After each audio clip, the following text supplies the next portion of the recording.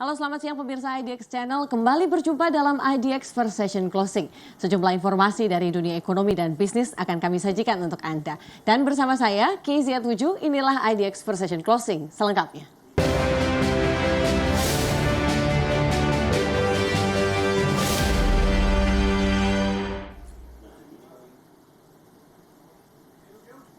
PT King Tire Indonesia Tbk resmi tercatat sebagai emiten ke-35 di Bursa Efek Indonesia di tahun ini. Emiten dengan kode saham TYRE tersebut melepas 700 juta saham ke publik dengan harga penawaran Rp138 per saham.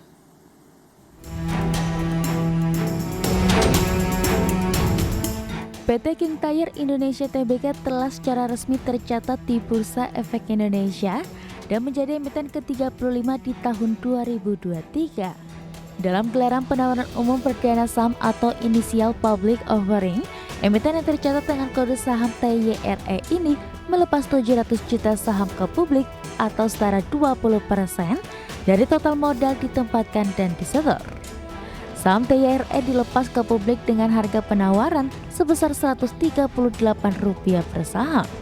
Dalam prospektus Persero menyebutkan akan menggunakan dana hasil IPO senilai Rp96 miliar untuk modal kerja, antara lain untuk pembelian bahan baku, biaya tenaga kerja langsung, dan biaya overhead pabrik.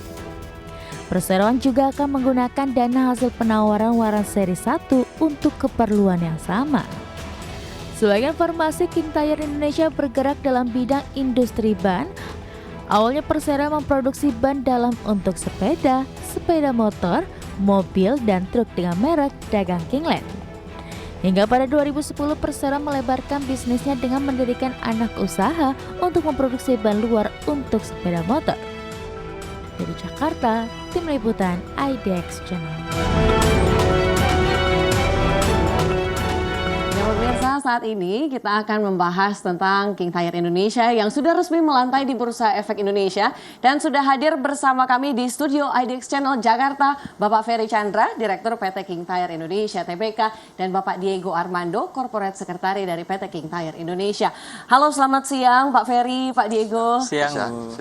Terima kasih sudah berkenan hadir di studio hari ini. Sebelumnya kami mengucapkan selamat pada Tire sebagai emiten ke-35 di Bursa Efek Indonesia yang tercatat tahun ini, dan tadi pagi juga sempat menyentuh auto reject atas juga ya pada pembukaan IPO tadi. Langsung arah. Nah Pak, kalau boleh mungkin di awal segmen ini boleh dijelaskan mungkin lebih dahulu latar belakang dari IPO Tire sendiri seperti apa, perjalanan sebelumnya, bagaimana, kenapa kemudian memilih IPO di hari ini, di tahun ini pula. Oke. Latar belakang kita IPO ini adalah salah satunya adalah penggalangan dana ya.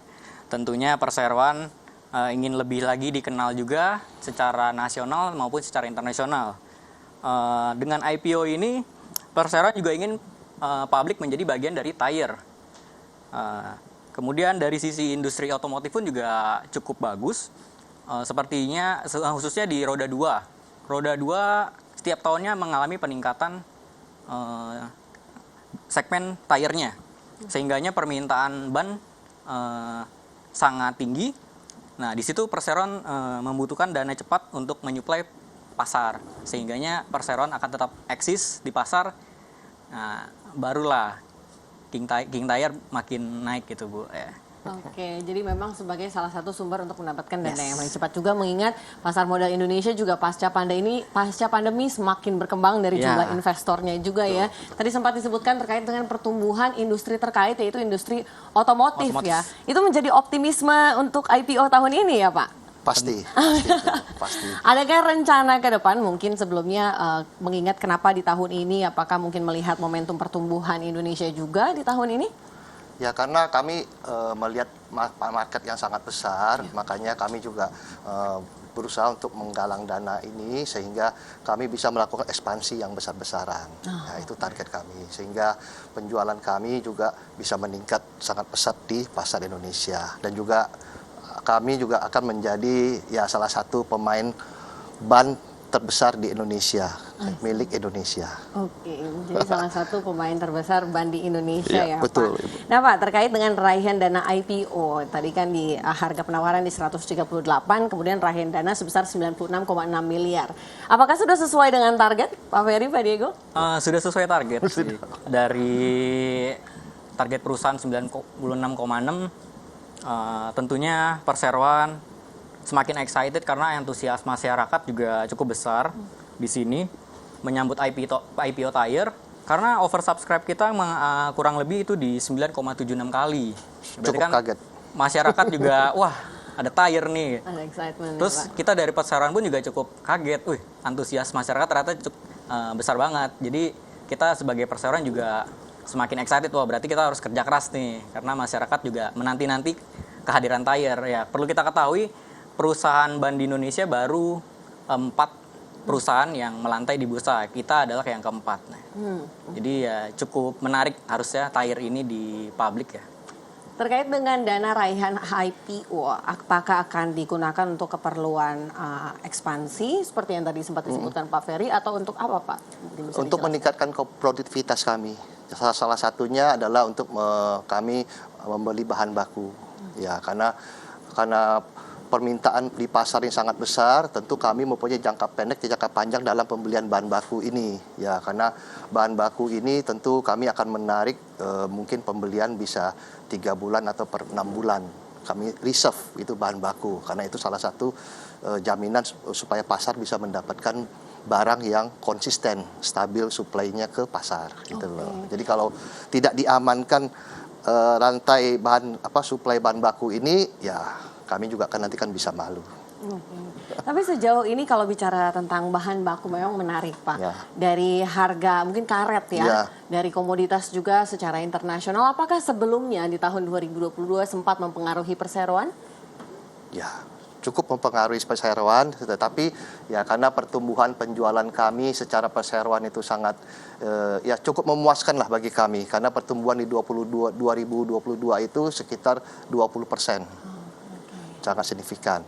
Nah, makanya 2023 ini kami optimis pertumbuhan yang bisa kami berikan sekitar 20-25%. Nah, makanya dana ini sangat penting bagi kami sehingga supply di pasar itu bisa konstan dan stabil di pasar. Itu. Melihat persaingan usaha tadi sempat disebutkan juga karena ada industri, ada pemain lain misalnya di industri ban ini Pak. Bagaimana optimisme Pak Ferry dan Pak Diego nih? Ya, kalau pesaing itu sih memang pastilah di pasar kita bertemu dengan pesaing ya. Kami secara perseroan itu sangat optimis ya dengan persaingan ini karena kami mempunyai distribusi channel itu ada di seluruh Indonesia, ada di 19 titik. Nah, itulah pertarungan kami di pasar sehingga kami mengharapkan distribusi channel kami ini ya bisa bekerja keras lagi dengan kondisi kami sudah IPO ini sehingga mereka semangat untuk mendistribusikan barang-barang kami di seluruh Indonesia. Melihat antusiasme investor juga nih terkait dengan Tire di hari ini yang IPO sudah juga sempat oversubscribe ya tadi disebutkan. 9 kali.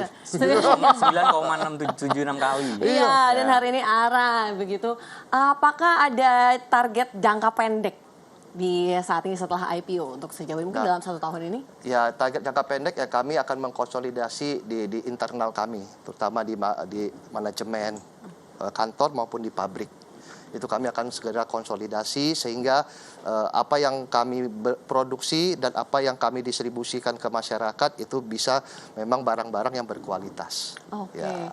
Mungkin boleh dijelaskan Pak terkait dengan besarnya PT Kingland Tire Indonesia ini. Sudah ada berapa pabrik mungkin? Kemudian apakah tersebar di seluruh Indonesia atau seperti apa? Pabrik kami hanya baru ada 1, itu daerah Serang. Ya, baru 1. Itu pabrik ban dalam dan pabrik ban dalam motor, mobil dan ban dalam sepeda dan juga ban luar motor. Oke, berarti untuk pabrik ban dalam dan ban luar dua-duanya sama-sama ada di Serang. Serang Ya. Oke, baik, menarik sekali. Kita akan bahas lebih dalam lagi pemirsa terkait dengan Tire ini dari segi kinerja performa perusahaan juga di tahun lalu dan lain sebagainya. Oke, tetaplah bersama kami pemirsa karena IDX Session Closing akan segera kembali.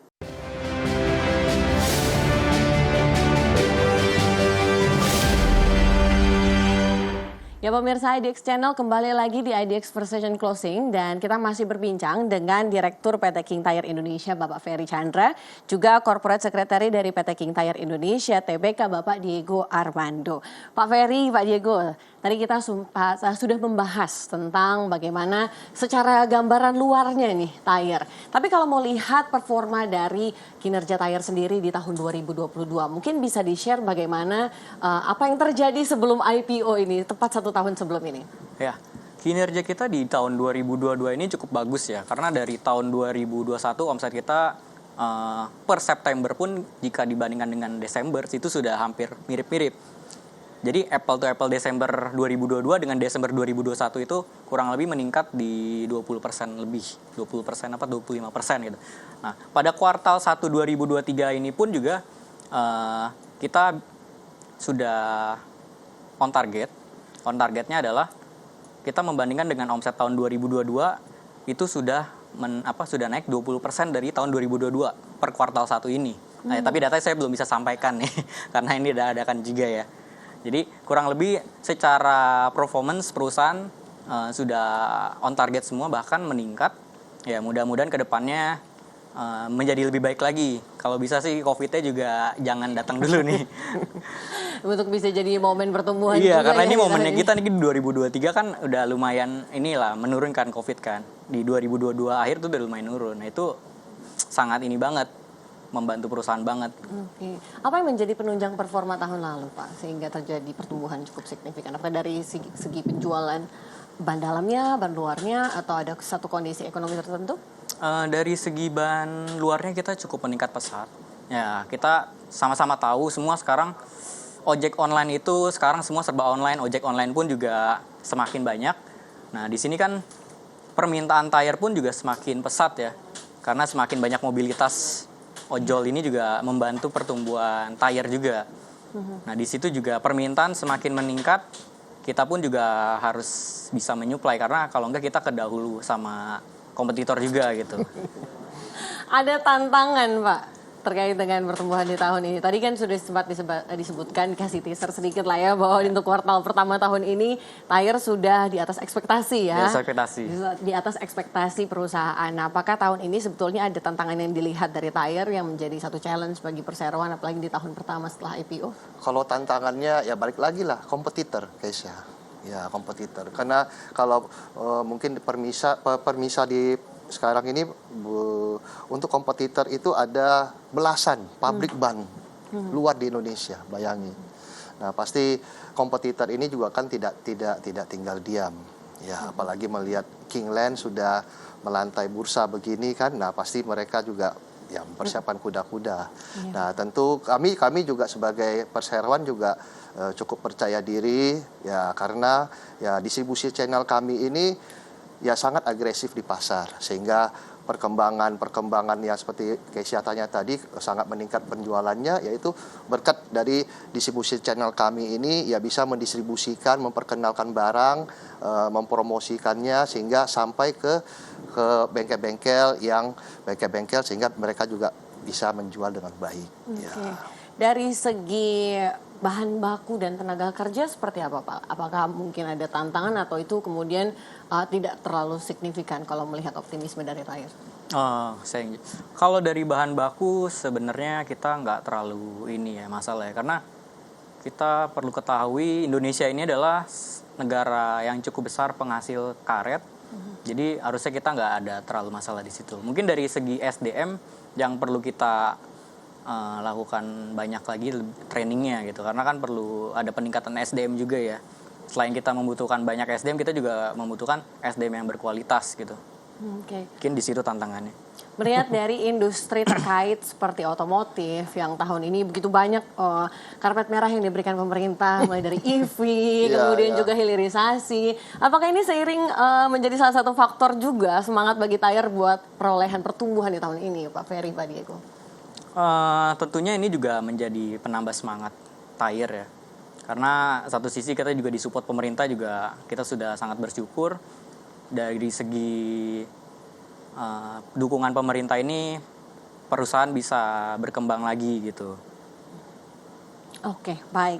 Mengenai dengan tantangan kemudian peluang nih pemirsa. Tadi kalau bicara soal peluangnya, mungkin industri ban ini juga consumer cyclical bisa dipengaruhi oleh momentum. Saya momentum kuartalan. Sebagaimana ada momentum lain yang dilihat di tahun ini dan di tahun depan, apakah nanti akhir tahun kemudian atau tahun depan, bagaimana Pak Ferry, Pak Diego? Ya kalau momentum sih pasti ada terus lah momentum. Nah tinggal kami perseroan dan bersama dengan distribusi channel kami bisa melihat nggak momentum ini ya, sehingga ini bisa menjadi peluang bagi kami sehingga bisa penetrasi ke pasar itu bisa lebih cepat lagi gitu loh. Dan salah satunya makanya dengan salah satu ekspansi kami mengembangkan pattern dan size itu yang lebih agresif lagi di pasar. Oke, terkait dengan pasar, ini apakah ada satu target untuk ekspansi ekspor? Mungkin memang sudah ada ekspornya juga Sudah, di sudah, ban Keisha. luar ya, tadi sempat disebutkan. Ban luar, ban ya. dalam. Ban dalam Ban luar pun juga dan ban sudah ada. dalam. Nah mungkin boleh dijelaskan Pak, bagaimana dengan performa ekspor dari Tire sendiri dan mungkin target ke depan akankah ada pangsa pasar ekspor lainnya yang berusaha digarap? Itu ekspor kami sudah menjalankan itu dari tahun 2020, Keisha. 2020 kami sudah melakukan ekspor itu ke 3 negara, Filipina, Malaysia, dan Thailand. Filipina. Filipina, Malaysia, dan Thailand.